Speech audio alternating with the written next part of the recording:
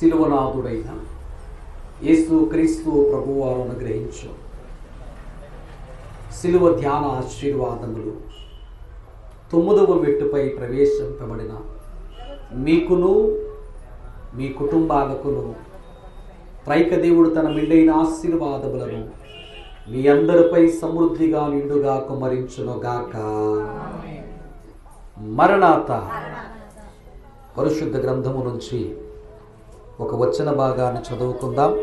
ఆయన సమస్తమైన దుర్నీతి నుండి తీతుకు మనలను విమోచించి 2వ అధ్యాయము సత్క్రియలమందు ఆసక్తి గల వచనము. భార్య భర్తను గౌరవించాలి. ఇద్దరు వారి శరీరాన్ని ఎంతగా ప్రేమించుకుంటున్నారో గౌరవించుకుంటున్నారో ఒకరి పట్ల ఒకరంత ప్రేమ గౌరవాన్ని కలిగి ఉండాలి. తన్ను తానే అంతే తప్ప ఇక్కడ ఇండివిడ్యువాలిటీ అనడానికి ఏమాత్రం చెప్పిన అవకాశము లేదు. దేవునికి స్తోత్రం కలుగును గాక. హల్లెలూయా. మరణాత. మన కొరకు ఇక నా ఇష్టము నా సొత్తు అనటానికి అవకాశం లేదు. అలా అనకూడదు పిల్లడా. యేసుక్రీస్తు ప్రభువారు అలాగే యేసుక్రీస్తు ప్రభువాన్ని నమ్ముకున్న తర్వాత కూడా మన కొరకు నా ఇష్టం నా బ్రతుకుపై నా శరీరం మరణము నా జీవితం అనడానికి చెప్పండి అడుగుచుకునేను అని యేసయ్యను నమ్ముకున్న తర్వాత నమ్మి బాప్తిస్మం తీసుకున్న తర్వాత ఇక నీ బ్రతుకు నీ సొత్తు కాదు, అది దేవుని సొత్తు. దేవునికి స్తోత్రం కలుగును గాక.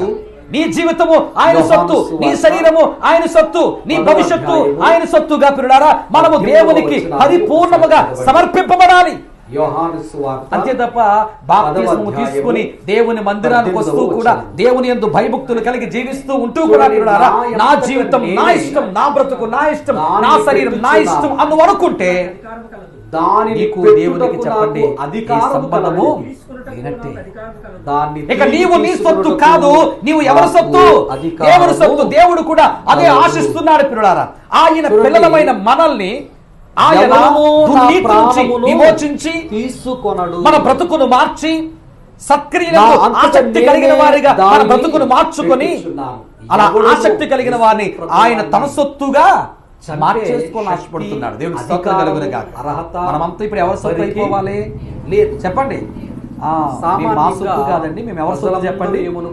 దేవుని సొత్తు లేక యేసయ్య సొత్తు. దేవుని ఆయన ఏం చెప్తే అదే చెప్తామండి. ఆయన ఏం చెప్తే అదే చేస్తారు.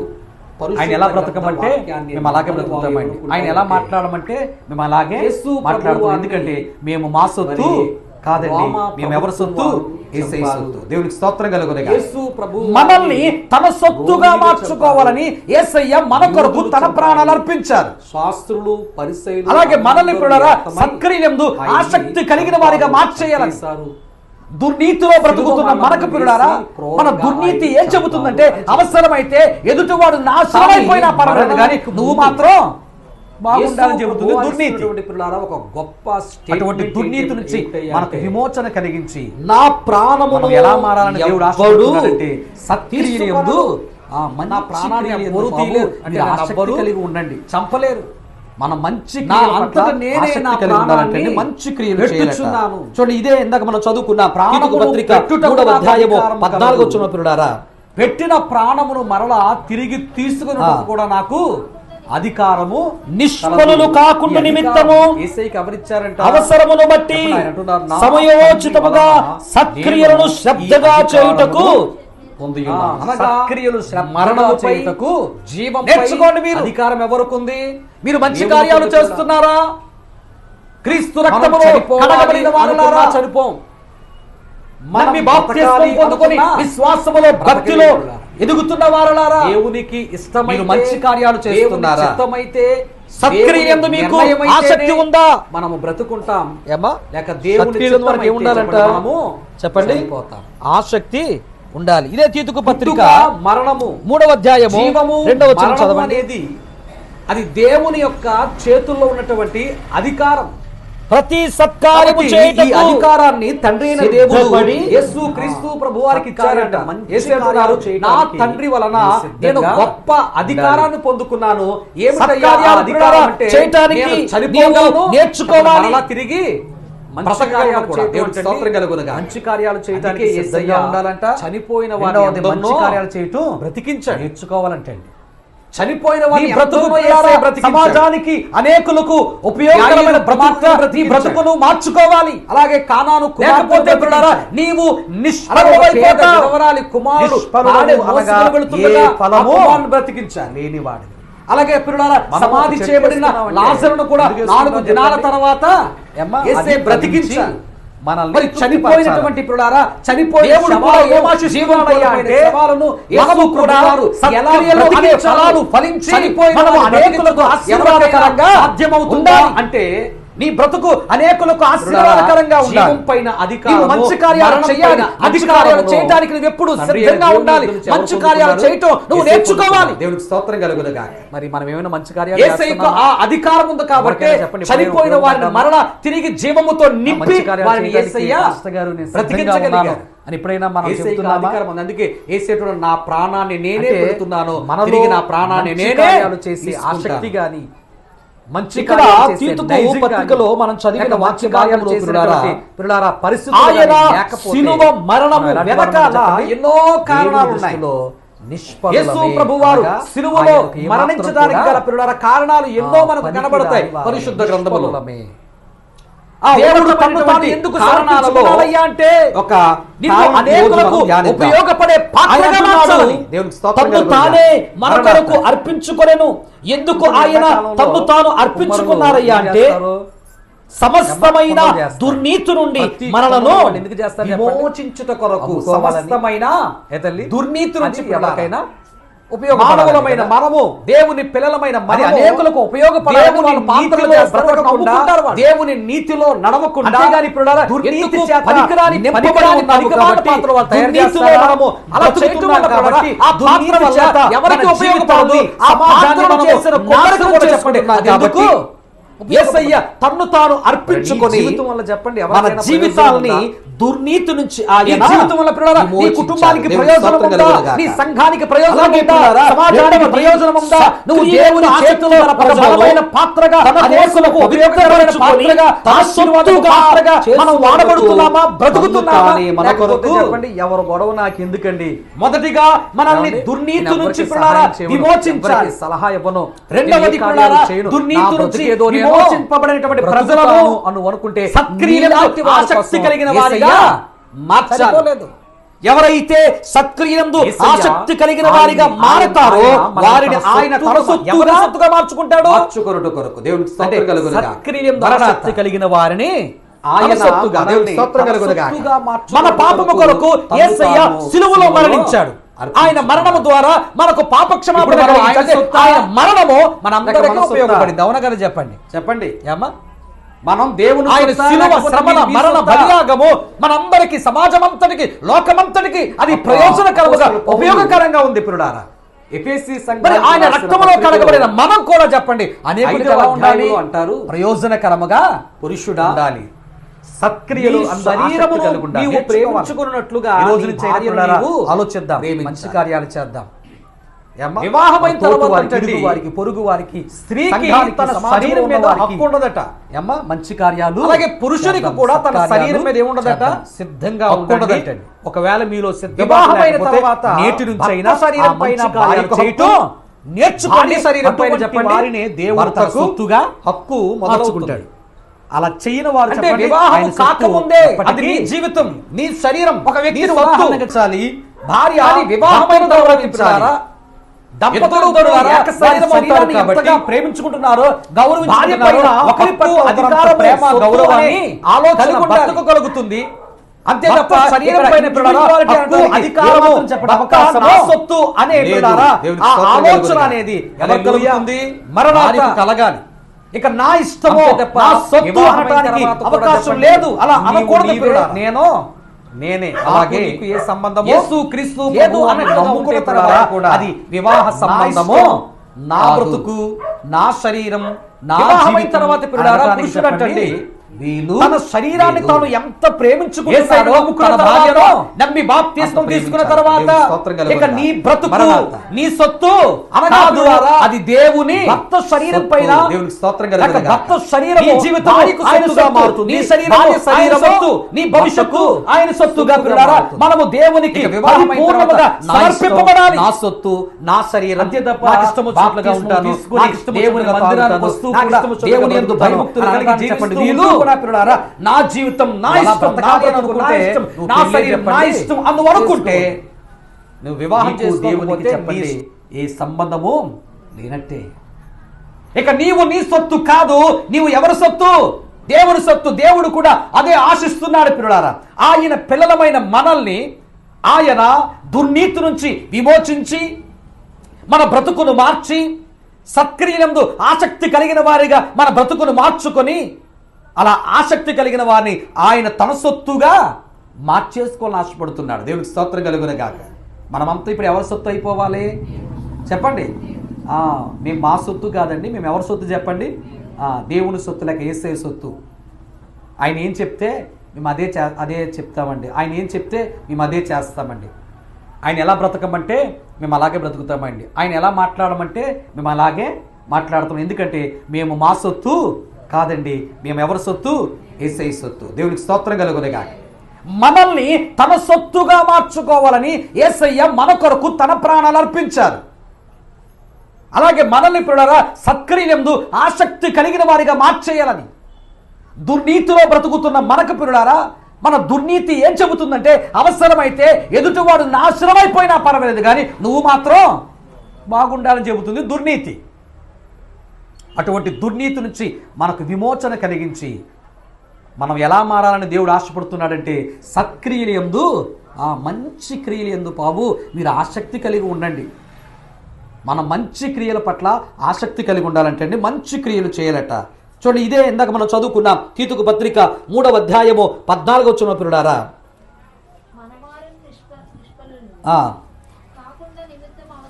నిష్ఫలులు కాకుండా నిమిత్తము అవసరమును బట్టి సమయోచితముగా సత్క్రియలను శ్రద్ధగా చేయుటకు నేర్చుకోండి. మీరు మంచి కార్యాలు చేస్తున్నారా? క్రీస్తు రక్తములో కడగబడిన వారలారా, నమ్మి బాప్తిస్మం పొందుకొని విశ్వాసములో భక్తిలో ఎదుగుతున్న వారలారా, మీరు మంచి కార్యాలు చేస్తున్నారా? సత్క్రియలందు మీకు ఆసక్తి ఉందా? ఏమా సత్క్రియలందు మనకి ఏముండాలంట చెప్పండి? ఆసక్తి ఉండాలి. ఇదే తీతుకు పత్రిక 3వ అధ్యాయము 2వ వచనం చదవండి. ప్రతి సత్కార్యము చేయుటకు సిద్ధపడి. సత్కార్యం అంటే మంచి కార్యాలు చేయటానికి నువ్వు సిద్ధంగా ఉండాలి. సత్కార్యాలు పిల్లరా చేయటానికి నీవు నేర్చుకోవాలి. మంచి కార్యాలు చేయటం అంటండి మంచి కార్యాలు చేయటానికి సిద్ధంగా ఉండాలంట. రెండవది మంచి కార్యాలు చేయటం నేర్చుకోవాలంటండి. నీ బ్రతుకు పిల్లారా సమాజానికి అనేకులకు ఉపయోగకరమైన బ్రతుకుగా నీ బ్రతుకును మార్చుకోవాలి. లేకపోతే పిల్లారా నీవు నిష్ఫలుడవైపోతావు. నిష్ఫలుడవు అనగా ఏ ఫలము లేనివాడివి. మనం ఒక చెట్టు వేసుకున్నామంటే ఎందుకు వేసుకుంటాం చెప్పండి? అది ఫలించి మనల్ని తృప్తిపరచాలని. దేవుడు కూడా ఏం ఆశిస్తున్నాడయ్యా అంటే మనము కూడా సత్క్రియలు అనే ఫలాలు ఫలించి మనము అనేకులకు ఆశీర్వాదకరంగా ఉండాలి. నీ బ్రతుకు అనేకులకు ఆశీర్వాదకరంగా ఉండాలి. నీవు మంచి కార్యాలు చేయాలి. మంచి కార్యాలు చేయటానికి నువ్వు ఎప్పుడు సిద్ధంగా ఉండాలి. మంచి కార్యాలు చేయటం నువ్వు నేర్చుకోవాలి. మరి మనం ఏమైనా మంచి కార్యాలు చేస్తున్నామా? ఎవరికైనా చెప్పండి, ఎప్పుడైనా ఉపయోగపడ్డామా? మంచి కార్యాలు చేయటానికి పాస్టర్ గారు నేను సిద్ధంగా ఉన్నాను అని ఎప్పుడైనా మనం చెబుతున్నామా?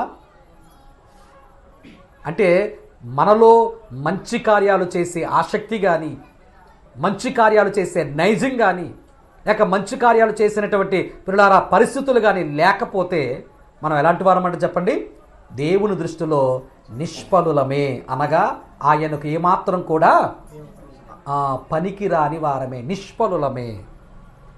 దేవుడు తన్ను తాను ఎందుకు సమర్పించుకున్నాడయ్యా అంటే నిన్ను అనేకులకు ఉపయోగపడే పాత్రగా మార్చాలని. దేవునికి స్తోత్రం కలుగునుగాక. మరణాత. ఇప్పుడు చూడండి, ఎండాకాలంలో కుమ్మరులు ఏం చేస్తారు కుండలు చేస్తారు. ప్రతి కుండను వాళ్ళు ఎందుకు చేస్తారు చెప్పండి?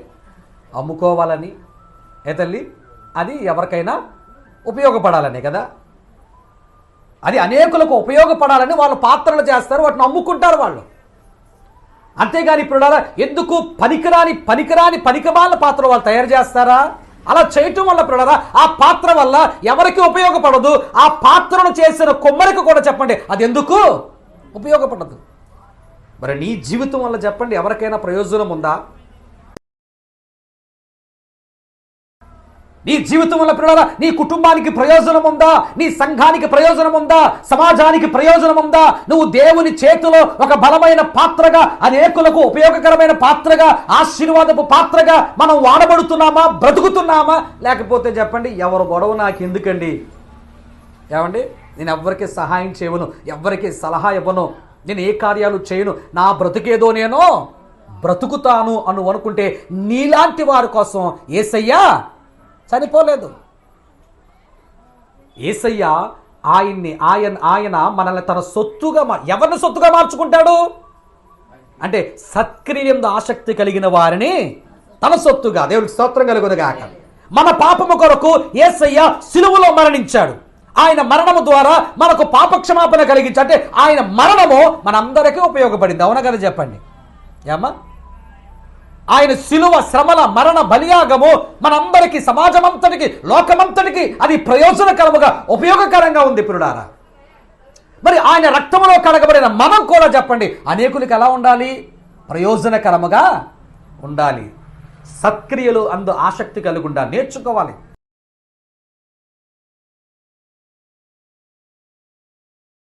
ఈ రోజు నుంచి అయినా పిల్లారా ఆలోచిద్దాం, మంచి కార్యాలు చేద్దాం. ఏమ్మా మన తోటి వారికి, ఇరుగు వారికి, పొరుగు వారికి, సంఘానికి, సమాజంలో ఉన్న వారికి మంచి కార్యాలు చేద్దాం, సత్కార్యాలు చేద్దాం. సిద్ధంగా ఉండండి. ఒకవేళ మీలో సిద్ధబాటు లేకపోతే నేటి నుంచైనా ఆ మంచి కార్యాలు చేయటం నేర్చుకోండి. అటువంటి వారినే దేవుడు తన సొత్తుగా మార్చుకుంటాడు. అలా చేయని వారు చెప్పండి ఆయన సొత్తు ఎప్పటికీ కాలేరు. ఒక వ్యక్తిని ఉదాహరణగా, రెండవది దోర్కా అనగా అర్థము లేడీ. ఈమె పేరుకున్న అర్థం ఏంటంటే చెప్పండి లేడీ అంటారు. కాబట్టి ఈ తబితా లేక దొర్కా ఆమె సత్క్రియలను, ధర్మకార్యములను బహుగా, చాలా భక్తి పరురాలు, మంచి ప్రార్థనా పరురాలు, అలాగే సత్క్రియలందు ఆసక్తి కలిగి ఆమె సత్క్రియలను, రెండవది ధర్మకార్యములను బహుగా చేసి ఉండేది. అనేకులకు సహకారం, అనేకులకు ఉపకారం పిల్లారా. ఆమె తన జీవితంలో అన్ని మంచి కార్యాలే. అలాగే అనేకులకు పిల్లారా ధర్మకార్యాలు, అంటే వారి కష్టాల్లో, వారి సమస్యల్లో పిల్లారా తన వంతు సహాయ సహకారాలు చేయటం, అనేకులకు ఉపయోగకరంగా ఉండటం పిల్లారా. అలాంటి ఒక మంచి వ్యక్తి, అలాంటి ఒక మంచి ప్రార్థనా పరురాలు ఒకానొక సమయంలో ఏమైందని చెప్పండి చనిపోయిందంట. ఏమ్మా ఒకానొక దినమున ఆమె చనిపోయింది పిల్లారా. చేసింది, సహాయము చేసింది, తన జీవితంలో ఎన్నో సత్కార్యాలు చేసింది, అనేకులకు ఉపకారం చేసింది పిల్లారా. అందుకే ఆమె చనిపోయిన తర్వాత అనేక మంది ఏడుస్తున్నారు పిల్లారా. దేవునికి స్తోత్రం కలుగునుగాక. మరణాత. నిజమే, మన మంచి కార్యాలు చేసి చనిపోతే చెప్పండి మన కోసం అనేక మంది ఏడుస్తారు. అయ్యో చేసింది, సహాయము చేసింది, తన జీవితంలో ఎన్నో సత్కార్యాలు చేసింది, అనేకులకు ఉపకారం చేసింది పిల్లారా. అందుకే ఆమె చనిపోయిన తర్వాత అనేక మంది ఏడుస్తున్నారు పిల్లారా. దేవునికి స్తోత్రం కలుగునుగాక. మరణాత. నిజమే, మన మంచి కార్యాలు చేసి చనిపోతే చెప్పండి మన కోసం అనేక మంది ఏడుస్తారు. అయ్యో